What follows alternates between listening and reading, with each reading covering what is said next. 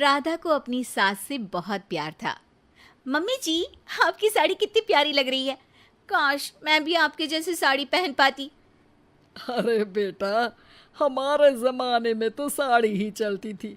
तू क्या करेगी साड़ी पहनकर? दिन भर भागा दौड़ी करती है। साड़ी कंफर्टेबल नहीं फील कराएगी। तू तो ऐसे ही जचती है बेटा। राधा सास को लेकर घूमने जाती, सैर करती और उनसे खूब बातें किया करती थी। एक दिन, अरे राधा और माँ सुनो, अब हम लोगों को बम्बई चलना पड़ेगा। मेरी नई नौकरी वहीं लगी है। अरे वाह माँ, कितना मजा आएगा ना। अरे नहीं नहीं, मैं नहीं जाऊंगी। बड़ा शहर, बड़े लोग, मेरा दिल नहीं लगेगा। अरे माँ, मैं हूं ना आपके साथ। और सारा परिवार बड़े शहर में शिफ्ट हो जाता है। एक दिन, राधा, तू भी अब नौकरी में जाने लगी है। मैं तो बोर हो जाती हूँ। सोच रही हूँ आसपास की औरतों से दोस्ती कर लूं। हाँ हाँ माँ, और क्या, यहाँ की औरतें तो किटी पार्टी और बहुत सी फन लविंग एक्टिविटी करती हैं। तो बेटा, दो चार फन लविंग से मुझे भी मिलवा देना।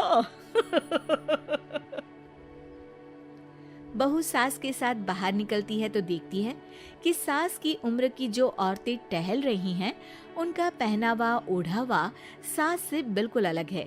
लेकिन फिर भी राधा एक औरत को रोकती है। Hello aunty, how are you? Oh great darling. Aunty, हम लोग यहाँ नए शिफ्ट हुए हैं। ये मेरी मम्मी है। क्या ये कल से आप लोगों को ज्वाइन कर सकती हैं?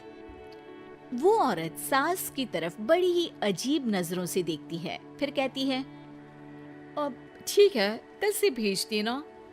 सास समझ जाती है कि उस औरत को वो ठीक नहीं लगी, लेकिन फिर भी वो कुछ नहीं बोलती। अगले दिन, अरे माँ, अच्छी सी साड़ी पहनकर तैयार होकर जाइए।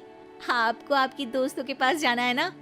और नहीं नहीं, मैं सोच रही हूँ घर पर बैठकर टीवी देखूं। वैसे भी रामायण का नया एपिसोड आएगा।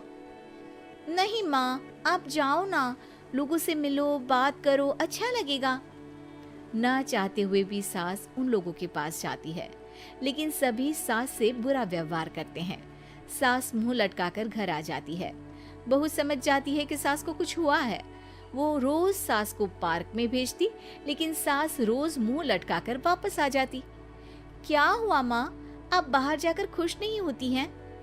अरे बेटा, खुश तो हूँ, लेकिन क्या माँ, आपको तो लोगों से मिलना, बातें करना अच्छा लगता था। मैं देख रही हूँ कि आजकल आप बाहर से आती हैं तो परेशान सी दिखती हैं। सास कुछ नहीं कहती, अपने कमरे में चली जाती है। अगले दिन राधा चुपके से सास के पीछे पार्क में जाती है। हेलो, कैसे हैं आप लोग? एक औरत मुंह बनाकर साइड हो जाती है। सभी एक दूसरे से बात करती है, लेकिन राधा की सास साइड में चुपचाप अकेली बैठी रहती है। राधा घर आती है और सास के वापस आने का इंतजार करती है। सास मुंह लटकाकर घर आती है। अरे मम्मी जी, तब से इंतजार कर रही हूँ, जल्दी तैयार हो जाइए, मार्केट जाना है। राधा सास को लेकर बाजार जाती है और उन्हें कुछ मॉडर्न कपड़े दिलाती है। अगले दिन सास उन कपड़ों को पहनकर पार्क में जाती है। Oh my God, you are looking gorgeous. Beautiful top. कहाँ से लिया? Hey, मेरे घर में कल किटी है, तुम जरूर आना। अजीब औरतें हो तुम लोग।